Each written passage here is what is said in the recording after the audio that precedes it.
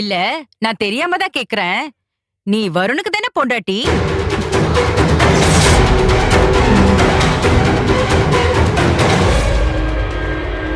இத கேட்டதுக்கே உனக்கு இவ்ளோ கோபம் வருதே.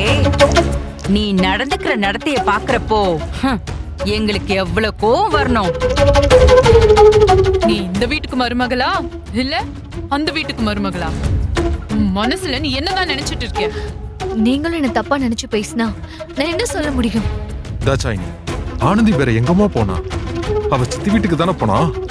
போய் முதலுதவி பண்ணி காப்பாத்திருக்கா. சப்போஸ் போகாம அவங்க உயிருக்கு ஆபத்து வந்திருந்தா என்ன பண்றது? அவங்க உயிருக்கெல்லாம் ஒரு பிரச்சனையும் வராது. அப்படிலாம் சொல்லாத. வினோதினி எப்படி சத்தான்னு தெரியாதா? அநியாயமா அந்த வீட்டுல சாவு நடக்கலையா? அதனால அந்த குடும்பமே நிலக்குழிஞ்சு நிக்கல. அதுக்கும் இதுக்கும் என்ன சம்பந்தம்? வினோதினி உயிரோடு இருந்திருந்தா ஆனந்திக்கு இந்த நிலைமையே வந்திருக்காது.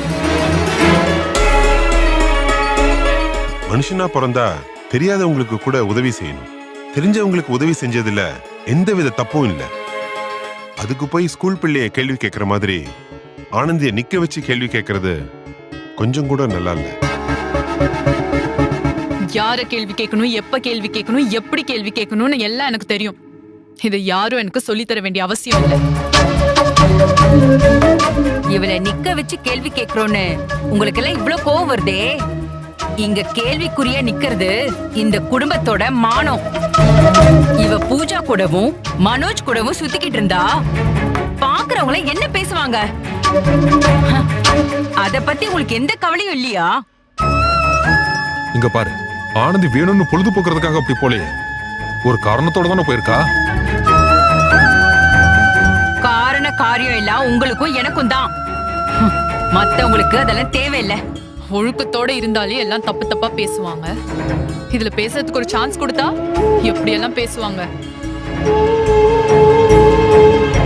அன்னைக்கு நம்ம வீட்டுக்கு வந்தவங்க என்னென்ன பேசினாங்கன்னு உங்களுக்கு எல்லாம் மறந்து போச்சா? சரி, போக வேண்டிய சூழ்நிலை போயாச்சு, வர வேண்டிய சூழ்நிலை வந்தாச்சு, விட்டுற. அப்படியெல்லாம் விட முடியாதுங்க. அப்ப என்னதான் பண்ணணும்னு சொல்ற? எனக்கு ரெண்டுல ஒண்ணு தெரிஞ்சே ஆகணும்.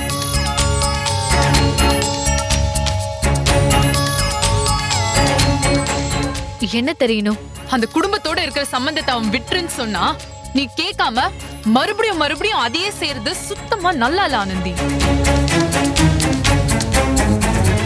நான் போகும்போதே வேண்டாம் வேண்டான்னு சொன்னேன். என்ன மதிக்காம போயிட்டு இப்ப இங்க வந்து நிக்கிறா. இப்பவும் மன்னிச்சோன்னா நாளைக்கு அந்த மனோஜ கூட்டிக்கிட்டு இங்கே வந்தாலும் வருவா. தாட்சாயினி, வார்த்தையா அளந்து பேசணும். நீ பண்ண காரியத்துக்கு எங்களுக்கு தான் கோபம் வரணும். உனக்கே கோபம் வருது? தாச்சாயினி, இப்ப பொறுமையா இருக்க போறியா இல்லையா? எதுக்கு பொறுமையா இருக்கணுமோ அதுக்கு தான் பொறுமையா இருக்கணும். யார்கிட்ட பொறுமையா இருக்கணுமோ அவங்க கிட்ட தான் பொறுமையா இருக்கணும். இவ கிட்ட எல்லாம் பொறுமையா இருந்தா எங்களை தூக்கி சாப்பிட்டுருவா. சரி, இப்ப என்ன பண்ணலாம்னு சொல்ற? எப்ப நம்ம எல்லாரையும் மதிக்காம இந்த வீட்டை விட்டு போனாலோ அத்தோட போயிடணும். மறுபடியும் எதுக்கு இந்த வீட்டு வாசப்படியை மிதிக்கணும்? இந்த வீடு என்ன சத்திரமா? உன்னாலதான் எங்க அத்தை இந்த வீட்டை விட்டே போனாங்க. நீ இனிமே இந்த வீட்ல இருக்க கூடாது. போ, இங்க நிக்காத, போயிடு. இத என் கழுத்துல தாலி கட்டினாரே அவரு வந்து சொல்லட்டும், நான் போறேன். என்ன ரூல்ஸ் பேசுறியா? ஏன் புருஷன் சொல்லாம என் புருஷனை பார்க்காம நான் இங்க இருந்து போக மாட்டேன். போடின்னு சொன்னா எதிர்த்து பேசிக்கிட்டே இருக்க. ஏய், போடி. ஆனந்தி,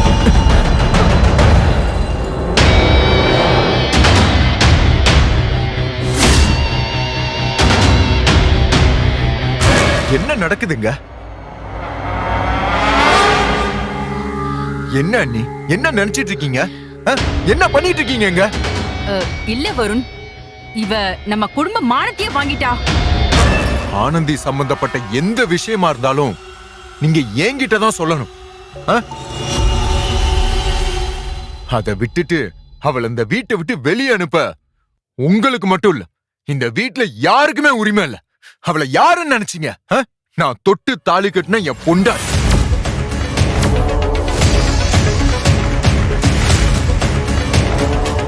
நான் என் பொண்டாட்டிய 1000 கேள்வி கேட்பேன். அத நீங்க யாருமே தடுக்க முடியாது. ஆனா என் பொண்டாட்டிய நீங்க யாருமே கேள்வி கேட்க கூடாது. அப்படி கேட்டீங்கன்னு வச்சுக்கோங்களேன், நான் தடுப்பேன். ஹே, என்னடா பேசுற நீ? அப்ப அவ பண்ணது எல்லாமே சரியா? நீங்க 2 பேரும் சந்தோஷமா இருக்கணும்னு தானே நான் ஒவ்வொன்னும் பார்த்து பார்த்து செஞ்சுட்டு இருக்கேன். அவளுக்கு தாலி பிரிச்சு கோத்தது எதுக்கு? அவங்க அப்பா தேதிய நம்ம வீட்டுல வச்சு எதுக்காக பண்ண? இவளை என்னைக்காவது வேற வீட்டு பொண்ணு நான் நினைச்சிருப்பேனா? நீங்க சொல்றதெல்லாம் சரிதான். நீங்க எப்படி என் மேல பிரியமா இருக்கீங்களோ அதே மாதிரிதான் நிம்மிமாவும் என் மேல பிரியமா இருக்காங்க. என் குடும்பத்துக்கு எத்தனையோ ஹெல்ப் பண்ணிருக்காங்க.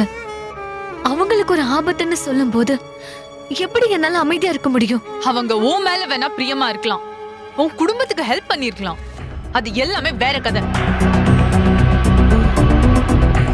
இங்க நாங்க என்ன லைக் பண்றோமோ அது மாதிரி தான் நீ நடந்துக்கணும். அதுதான் எல்லாருக்குமே நல்லது. கேட்டியா? அன்னைக்கு அந்த ஸ்கூல் ஃபங்க்ஷனுக்கு போக வேணாம்னு சொன்னேன். கேட்காம போனேன். அதே மாதிரி இன்னைக்கு உன்னை போக வேணாம்னு எல்லாரும் தடுத்திருக்காங்க. அதான் சொன்னனே, நிமிமாக்கு ஷாக் அடிச்சிருச்சு. இங்க இருந்து நீ போன நேரத்துக்கு அகல்யாக்கு போன் பண்ணி அவளை போய் பார்க்க சொல்லிருக்கலாமே. கேளு, நல்லா கேளு. எனக்கு பதட்டத்துல அதெல்லாம் தோணல. அவங்களுக்கு எப்படியாவது காப்பாத்தணும் தான் தோணுச்சு. சரி ஆனந்தி, இது வரைக்கும் நடந்ததெல்லாம் விடு. இனிமே நீ எப்படி நடந்துக்கணும் நான் சொல்றேன். இது என் அக்காவும் அண்ணியும் சொன்னதுக்காக நான் சொல்லல ஆனந்தி, என் விருப்பத்துக்காக சொல்றேன். இனிமே நீ பூஜாவை பார்க்க போக கூடாது, அந்த வீட்டு பக்கமே போக கூடாது. அதையும் மீறி நீ போனேன்னு வச்சுக்கோ, அங்கே இருந்துக்கோ. வருண், இனிமே இந்த வீட்டுக்கு வந்துடாத.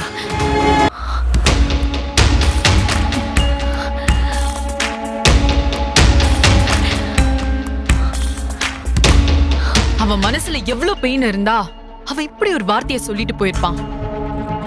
இனிமேலாவது எல்லாரையும் புரிஞ்சு நடந்துக்கோ, இல்லன்னா அப்புறம் என்ன, இவ இந்த வீட்லயே இருக்க முடியாது.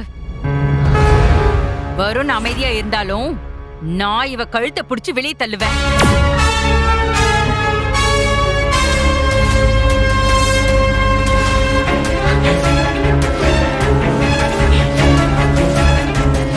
மூஞ்ச பாரு, வாங்கப்பா. டேய் மாதவா, வாடா.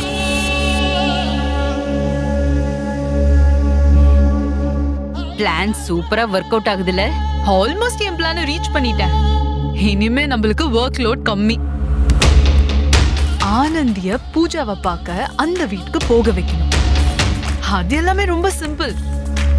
அத பண்ணிட்டா நாம நினைச்ச மாதிரி வருணே அவளை இந்த வீட்டை விட்டு துரத்திடுவான். இந்த திரைப்படத்தை முழுமையாக கண்டு மகிழ உடனே டவுன்லோட் செய்யுங்கள் Raj digital TV OTT app. வருடத்திற்கு வெறும் 299 ரூபாய் மட்டும்.